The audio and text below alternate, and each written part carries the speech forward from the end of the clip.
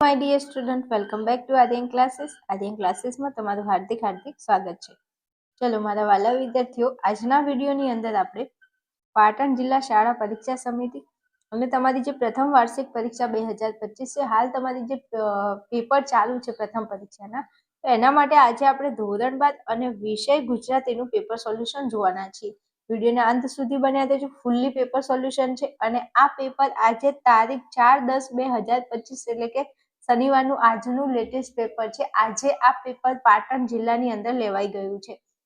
જો વિદ્યાર્થીઓ તમારે હજુ ધોરણ 12માં તમારે ગુજરાતીનું પેપર બાકી છે, તો હું તમને સજેશન આપું છું કે તમે આ પેપર અંત સુધી જોઈ લેજો, કારણ કે ક્યાંક ને ક્યાંક આમાંથી બેઠા ક્વેશ્ચન તમને તમારા પેપરની અંદર જોવા મળી શકે છે. પછી એવું ન થાય કે કાશ 5 મિનિટ વિડીયો જોઈ લીધો હોત. તો એટલા માટે કહું છું, એક પ્રશ્નને વ્યવસ્થિત જોઈ લેજો. દરેક જિલ્લામાંથી જે પેપર લેવાય છે એમાં એકબીજા જિલ્લાના પ્રશ્નો એકબીજા જિલ્લામાં પૂછાતા જ હોય છે. ચાલો શરૂઆત કરવી છે આપણે ફટાફટ વિભાગ એ ઉપર આગળ વધવું છે. ચલો, વિભાગ એ તમારો પદ્ય આધારિત વિભાગ છે. તો વિભાગ એ ની અંદર સૌપ્રથમ તમને અહીંયા જે ક્વેશ્ચન આપેલું છે એમાં તમારે સાચા વિકલ્પો શોધીને લખવાના છે. 3 તમને વિકલ્પો પૂછેલા છે. ચાલો, પ્રશ્ન નંબર 1 છે, નરસિંહ મહેતાએ પ્રભાતિયા માટે કયો છંદ વાપર્યો છે? નરસિંહ મહેતા જે હતા એ પ્રભાતિયા માટે કયો છંદ વાપરતા હતા? તો ઝૂલણા છંદ આપણો જવાબ આવશે. શું આવશે? ઝૂલણા. ચલો, પ્રશ્ન નંબર 2 છે, ધના ભગતની સમાધિ ક્યાં આવેલી છે? મસ્ત પ્રશ્ન છે, પૂછાય એવો પ્રશ્ન છે અને આ પણ આઈએમપી ક્વેશ્ચન છે. તો ધના ભગતની સમાધિ ક્યાં આવી છે? તો ભાવનગરના ધોળા મુકામે. કઈ જગ્યાએ આવી છે? ધના ભગતની જે સમાધિ છે એ ભાવનગરના ધોળા મુકામે આવેલી છે. ચાલો, પછી પ્રશ્ન નંબર 3 છે, શ્યામ રંગ સમીપે કૃતિનો કાવ્ય પ્રકાર જણાવો. તો આનો જે કાવ્ય પ્રકાર છે એ પદ છે, મતલબ કે ગરબી, દયારામની ગરબી, શ્યામ રંગ સમીપે ન જાવ. ચાલો, ત્યાંથી આગળ વધવું છે એ પહેલા મારા દરેક વાલા વિદ્યાર્થીઓ, તમારા જિલ્લાની અંદર જો ઇંગ્લિશનું પેપર બાકી છે તો આ વિડીયોની નીચે ડિસ્ક્રિપ્શનમાં લિંક આપેલી છે, ત્યાં જઈ અને તમે પ્લેલિસ્ટમાં જઈ અને ધોરણ 12 આર્ટ્સને લગતા અને કોમર્સને લગતા દરેક સબ્જેક્ટના પેપર સોલ્યુશનના વિડીયો તમને મળી જશે. તો ત્યાં જઈ અને તમે જોઈ શકો છો.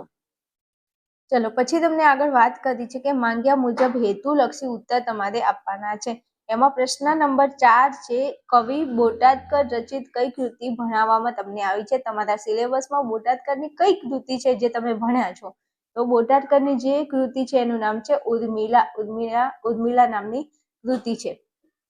ચલો, પ્રશ્ન નંબર 5, રામબાણ શબ્દનો અર્થ સમજાવો. તો એક વાક્યમાં તમારે જવાબ આપવાનો છે, પ્રભુની ભક્તિ રૂપી બાણ. જે ભક્તિને પ્રભુની ભક્તિમાં લીન કરી દે છે તેને રામબાણ કહેવામાં આવે છે. શું કીધું છે? રામબાણનો મતલબ શું થાય છે? પ્રભુની ભક્તિ રૂપી બાણ. અને એ બાણ એવું છે જે ભક્તને પ્રભુની ભક્તિમાં લીન કરી દે છે. ચાલો, પ્રશ્ન નંબર 6 છે, નળ રાજાને અશ્વ મંત્ર કોને આપ્યો છે? તો નળ રાજાને અશ્વ મંત્ર ઇન્દ્રએ આપ્યો છે. કોને આપ્યો છે? ઇન્દ્રએ આપ્યો છે. ચાલો, ત્યાંથી આગળ વધવું છે તો તમારે પ્રશ્નોના એક વાક્યમાં ઉત્તર લખવાના છે. પ્રશ્ન નંબર આપણો 7 છે, કવિ ઈશ્વરને વૃક્ષમાં કયા સ્વરૂપે જુએ છે? તો બીજ સ્વરૂપે જુએ છે. પ્રશ્ન નંબર 8 છે, ગોપી શો નિયમ લે છે? તો ગોપી એવું કહે છે કે શ્યામ રંગ સમીપે ન જાવ. શ્યામ રંગની વસ્તુ હોય ને ત્યાં નહીં જવાનું એમ. તો ગોપી આવો નિયમ લે છે. ચાલો, પછી દીકરીએ ચૂલા ઉપર શાના એંધાણ મૂક્યા છે? તો દૂધના એંધાણ મૂક્યા છે. હવે સાચું કહું ને ભાઈ, તો ગોપી શો નિયમ લે છે ને આ દીકરીએ ચૂલા ઉપર શાના એંધાણ મૂક્યા છે, આ બે પ્રશ્નો તો એટલા બધા મોસ્ટ આઈમ્પી છે, વારંવાર પૂછાય છે પરીક્ષામાં. અને એમાં એક આ જે પ્રશ્ન છે ને, રામબાણ શબ્દનો અર્થ, ઈ પણ વારંવાર પૂછાય છે. પછી કહેતા નહીં કે કીધું નહોતું, એટલે તૈયાર કરી લેજો, સમજ્યા? ચલો, 10માં કીધું છે, વીરસેન કોના પિતા હતા? તો વીરસેન નળ રાજાના પિતા હતા. આગળ વધવું છે તો તમને અહીંયા જે પ્રશ્નો આપેલા છે એમાં 3-4 વાક્યમાં તમારે ઉત્તર લખવાનો છે. શેમાં? 3-4 વાક્યમાં તમારે ઉત્તર લખવાનો છે. તો અહીંયા પ્રશ્નો આપેલા છે, તમે જોઈ શકો છો, થોડા જોઈને તૈયાર કરી લેજો. ચલો, પછી આગળ વધવું છે તો તમારે પ્રશ્નોના સવિસ્તાર ઉત્તર લખવાના છે. કોઈ પણ એક ઉત્તર લખવાનો છે. 2 પ્રશ્નો આપેલા છે, દમયંતી સ્વયંવર વિશે લખવાનું છે અને ભવના આબોલા વિશે લખવાનું છે. તમને જે મજા આવે તમે લખી શકો છો. ચાલો, ત્યાંથી હું આગળ વધું છું તો મસ્ત આપણો પ્રશ્ન આગળ આપણો વિભાગ ચાલુ થાય છે. વિભાગ બી જે તમારો ગદ્ય આધારિત વિભાગ છે. શેના આધારિત? ગદ્ય આધારિત વિભાગ છે. એમાં સૌપ્રથમ તમને કીધું છે કે સાચા ઉત્તર વિકલ્પ શોધીને તમારે લખવાના છે. પ્રશ્ન નંબર 16 છે, ગાંધીજીએ પ્રત્યુત્તરની સાથે કઈ પત્રિકા મોકલી હતી? તો ગાંધીજીએ પ્રત્યુત્તરની સાથે નિયમ પત્રિકા મોકલી છે. કઈ પત્રિકા? નિયમ પત્રિકા મોકલી છે. ગાંધીજીએ પ્રત્યુત્તરની સાથે કઈ પત્રિકા મોકલી છે? તો નિયમ પત્રિકા મોકલી છે. આગળ વધુ. પ્રશ્ન નંબર 17, ઉછીનું માગનારની નજર કેવી હોય છે? તો ઉછીનું માગનારની નજર ગીધ જેવી હોય છે. કેવી હોય છે? ગીધ જેવી હોય છે. પ્રશ્ન નંબર 18 છે, ઉમાશંકર જોશીનું ઉપનામ કયું છે? તો ઉમાશંકર જોશી જે છે એમનું ઉપનામ છે વાસુકી. અને આ પ્રશ્ન જે છે ને એ પણ મોસ્ટ આઈએમપી છે, ઘણી વાર પૂછાય છે. ના ઉછીનું માંગનાર જો આ બંને આ પ્રશ્ન, આ ત્રણ પ્રશ્નો એવા છે વારંવાર પૂછાય છે, તો તૈયાર કરી લેજો. ચાલો આગળ વધુ. હવે તમને અહીંયા કહ્યું છે કે શું કહ્યું છે? પ્રશ્નના માંગ્યા મુજબ તમારે હેતુલક્ષી ઉત્તર આપવાના છે. પ્રશ્ન નંબર 19 છે, અમરનાથની યાત્રા કયા સમયમાં સરળ પડે છે? તો અમરનાથની જો તમારે યાત્રા કરવી હોય તો અષાઢ કે શ્રાવણ મહિનામાં અમરનાથની યાત્રા સરળ પડે છે. પ્રશ્ન નંબર 20 છે, વનની વિટંબણાઓ શાના કરતા સારી હતી? તો વનની જે વિટંબણાઓ હતી એ ભીષણ હત્યાકાંડ પછીની જે સમૃદ્ધિ કરતા સારી હતી. ભીષણ જે હત્યાકાંડ છે એના પછીની જે સમૃદ્ધિ છે એના કરતા વનની વિટંબણાઓ સારી હતી. ચલો પ્રશ્ન નંબર 21 છે, ભોજો કઈ વાતથી દુઃખી હતો? તો ભોજાને એ ટેન્શન હતું ને એ વાતથી એ દુઃખી હતો કે ટાઢની અંદર કપડા નહોતા એના છોકરાને પહેરાવવા માટે, ને એના છોકરા નાગા પૂંગા હતા એટલે બાળકો ઠઠુમતા હતા ઠંડીથી. એ વાતથી એને શું હતું? દુઃખ હતું. ચાલો આગળ વધવું છે, તો આપણે પ્રશ્નોના એક વાક્યમાં ઉત્તર લખવાના છે. પ્રત્યેકનો તમને 1 ગુણ મળે છે. પ્રશ્ન નંબર 22 છે, ખીજડીયાના ટેકરાનો લોકો શું ઉપયોગ કરતા હતા? તો ખીજડીયા ટેકરાનો ઉપયોગ લોકો શું કરતા હતા? તો મૃત બાળકોને દાટવા માટે ઉપયોગ કરતા હતા. શેના માટે? મૃત બાળકોને દાટવા માટે ઉપયોગ કરતા હતા. ચાલો પ્રશ્ન નંબર 23 છે, મિલન અને વિયોગનું સાક્ષી કોણ બન્યું છે? તો મિલન અને વિયોગનું સાક્ષી બન્યું છે અગ્નિ. કોણ? અગ્નિ. થોડું ઝૂમ કરી દઉં તમને દેખાય. ચલો 24માં કીધું છે, કાશ્મીરમાં કયા કયા મનોહર સ્થળો જોવાલાયક છે? તો વેરીનાગ છે, સોનમર્ગ છે અને રૂબીબેનનું જે તળાવ છે. આ દરેક જે છે એ સ્થળો જોવાલાયક છે. ચલો પછી 25માં કીધું છે, અંતે યુધિષ્ઠિર બેભાન શા માટે થઈ જાય છે? તો જે યુધિષ્ઠિર છે એ પશ્ચાતાપને કારણે અત્યંત ભાવાવેશમાં આવી જાય છે અને એના લીધે તે બેહોશ થઈ જાય છે. આગળ વાત કરવી છે તો આપણને 3-4 વાક્યમાં પ્રશ્નો આપેલા છે. પ્રશ્નો જરા જોઈ અને ચેક કરી લેજો. પછી તમને સવિસ્તાર પ્રશ્નો આપેલા છે, એમાંથી કોઈ પણ એક લખવાનો છે. 2 પ્રશ્નો છે, એક મહાત્માના માણસ અને ખીજડી ટેકરી.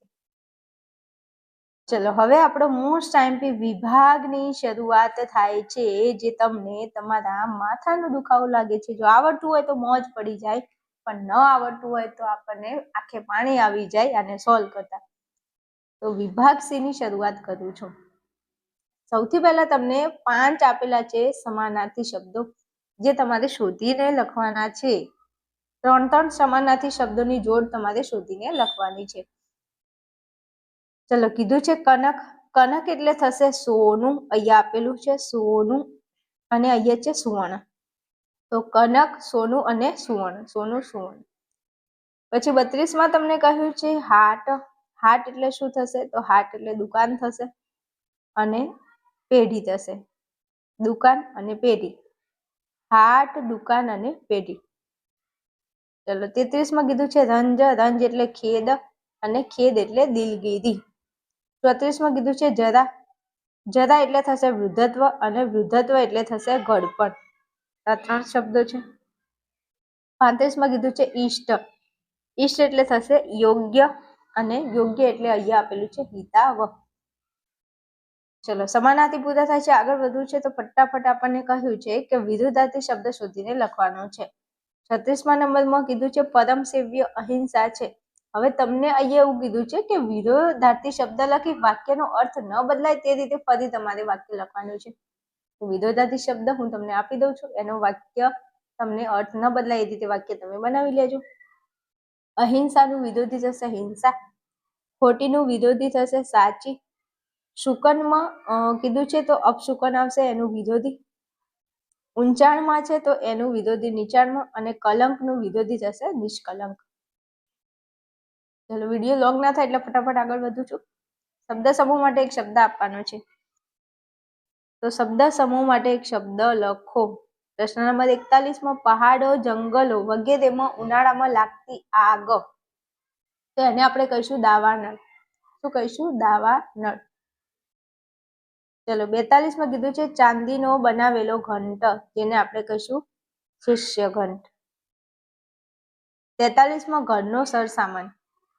શું કીધું છે? 43 ઘરનો સરસામાન, જેને કહીશું રાચ રચીલું. રાચ રચીલું. 44 કીધું છે નાણાંની આપલે માટેની ચિઠ્ઠી, જેને આપણે કહીશું હુંડી. 45 પાંચે ઇન્દ્રિયો પર અંકુશ રાખવો તે, જેને આપણે કહીશું બ્રહ્મચર્ય. આ શબ્દ સમૂહ માટે એક શબ્દો છે, તૈયાર કરી લેજો. એમાં સૌથી વધારે આ પૂછાય છે, અને ઘરનો સામાન આ પણ પૂછાય છે, આ ચિઠ્ઠી વાળું પૂછાય છે. ચલો ત્યાંથી આગળ વધવું છે, તો તમને કીધું છે કે તળપદા શબ્દો આપેલા છે, એનું તમારે શિષ્ટ માન્ય રૂપ લખવાનું છે. તો બાયડી, બાયડીનો મતલબ થશે સ્ત્રી. બાયડી એટલે થશે સ્ત્રી. ભણી એટલે થશે તરફ. ચલો પછી 48 ઉપર કીધું છે કે શબ્દોની સાચી જોડણી તમારે સુધારીને લખવાની છે. જોડણી સાચી લખવાની છે. તો અહીંયા મેં બધું સોલ્યુશન આપેલું છે. નિરીક્ષણ, તો તમારે નિરીક્ષણ આવી રીતે લખવાનું છે. નિરીક્ષણ. સાચી જોડણી આવી રીતે થઈ છે. પછી તમને કીધું છે અનુકૂળ, તો અનુકૂળમાં નાનું અનુકૂળ. પછી હિમાલય, તો હિમાલયમાં તો કઈ નહીં, આમ લખી દો હિમાલય. ઓકે, વાત પૂરી. ચલો પછી તમને કીધું છે કે ઉત્તર કૌંસમાં દર્શાવેલ સૂચના પ્રમાણે ઉત્તર આપવાના છે. તમને કૌંસમાં સૂચનાઓ આપેલી છે, એ પ્રમાણે તમારે કરવાનું છે. 51 કીધું છે કે વિશેષણ શોધો. તમારે વાક્યમાંથી વિશેષણ શોધવાનું છે. તો આ ઐતિહાસિક ભાષણને થઈ 1 મહિનો વીતી ગયો, તો એક જે છે એ શું છે? વિશેષણ છે. ચલો પછી પાછું તમને કીધું છે કે વિશેષણ લખો. એ ખાલી જગ્યા આપી છે ને, એમાં તમારે વિશેષણ લખવાનું છે. તો ખાલી જગ્યા નારંગી હુલાવી, વિશેષણમાં શું લખશો? થોડી નારંગી હુલાવી. ચલો 53 કીધું છે ઈટો ભલે તમારી પાસે ખાલી જગ્યા રહી, તો નિપાત લખવાનો છે. તો નિપાતમાં લખશો જો ઈટો ભલે તમારી પાસે જ રહી. ચાલો આગળ જવું છે, તો આપણો જે પ્રશ્ન નંબર છે 54 તમને શું કહ્યું છે? તો નિપાત તમારે શોધવાનો છે. તો ખાલી જગ્યા ત્યાં તો બેસી ચૂકેલી વસંત ઋતુ, તો એમાં આવશે તો એ તમારો નિપાત છે. તો ચલો 55 કૃદંત શોધીને લખવાનું છે. કૃદંત શોધો અને તેનો કૃદંત પ્રકારે લખવાનો છે. તો લોહી નીગળતો, નીગળતો એ તમારું કૃદંત છે, અને તો આવે છે, પાછળ આવે છે તો આવે છે, એટલા માટે તે વર્તમાન કૃદંત છે. કયું કૃદંત છે? વર્તમાન કૃદંત છે. ચલો પછી તમને કીધું છે કે કૃદંત ખાલી જગ્યામાં લખો. હું થોડો સમય ખાલી જગ્યા ગયો, તો થોડો સમય અને વચ્ચે ખાલી જગ્યા છે, એમાં કૃદંત શું લખશો? તો હું થોડો સમય રોકાઈ ગયો. ચલો 57 કીધું છે છોકરા, પછી ગાતા વાતો કરતા હતા. તમારે કૃદંત શોધીને લખવાનું છે. તો આવશે ગાતા, અને વર્તમાન કૃદંત છે, પાછળ તા આવે એટલે વર્તમાન કૃદંત છે.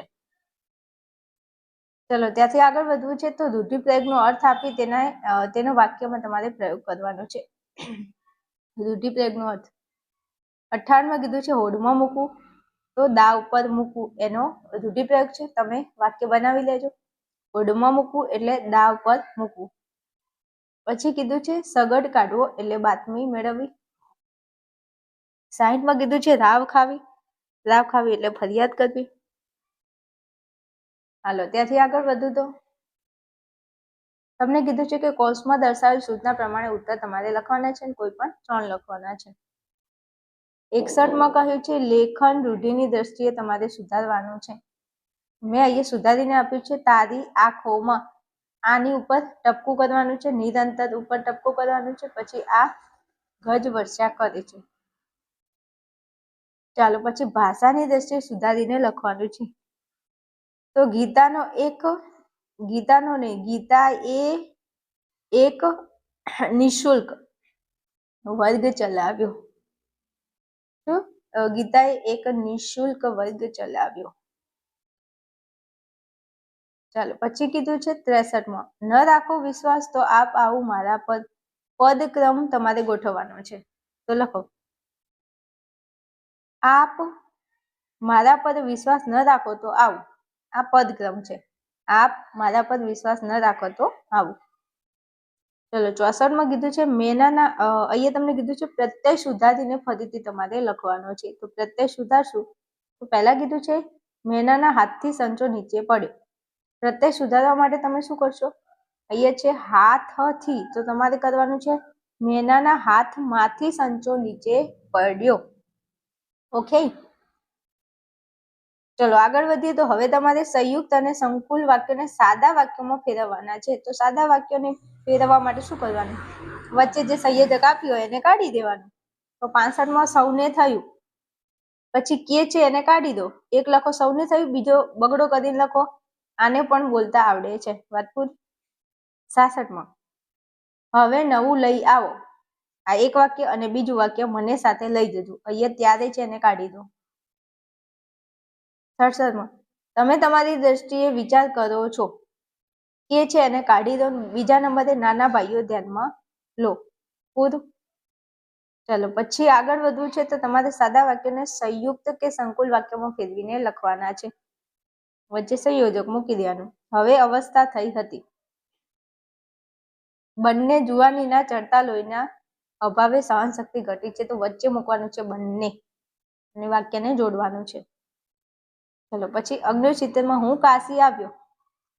પછી કીધું છે વચ્ચે ત્યારે મૂકવાનું છે. હું કાશી આવ્યો પછી મૂકો ત્યારે બાપુના એક ભાષણની ગરમા ગરમ ચર્ચા ચાલ્યા કરતી હતી. તમારે વચ્ચે મૂકવાનું છે ત્યારે અને બે વાક્યને જોડવાના છે. ચલો 70માં મને તેઓ સારી રીતે રાખે છે. તેમની નોકરી નિષ્કારણ મારાથી ન છોડાય અને વચ્ચે તમારે મૂકવાનું છે એટલે. પૂરું. ચલો આગળ વધુ છે વિભાગ ડી ઉપર. તમને કીધું છે વિભાગ ડી. વિભાગ ડી ની અંદર તમારે કાવ્ય વાંચી અને તેના પ્રશ્નોના ઉત્તર લખવાના છે. તો મેં જવાબ આપી દીધા છે, તમે કાવ્ય જોઈ લેજો. ચલો પ્રશ્ન નંબર 71 છે કવિ શેની પ્રતીક્ષામાં છે? તો છેલ્લા સ્ટેશનની પ્રતીક્ષામાં છે. પ્રશ્ન નંબર 72 છે છેલ્લું સ્ટેશન આવતા પહેલા શું આવે છે? તો નદી આવે છે. કાવ્યમાં અંદર આપેલું છે, તમે ચેક કરજો.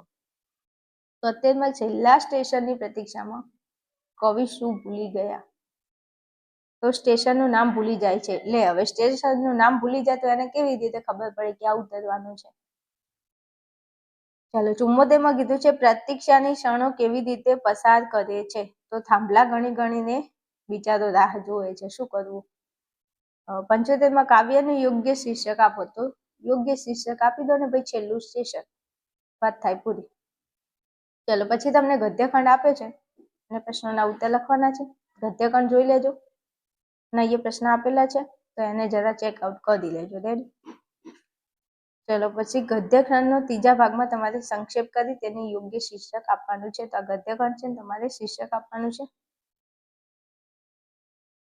ચલો પછી આ ફકરો આપેલો છે તમને ગદ્યખંડને કાળકથન રીતે ગોઠવવાનું છે તમારે. તો થોડું ચેકઆઉટ કરી લેજો. ચલો આગળ વધીએ તો આપણો વિભાગ ઈ છે જે તમારો લેખન સત્તા છે ને એની અંદર તમને એક અરજી આપેલી છે, તમારે અરજી લખવાની છે. પછી ગદ્યખંડનું તમારે વાદાત્મક ગદ્યમાં રૂપાંતર કરવાનું છે.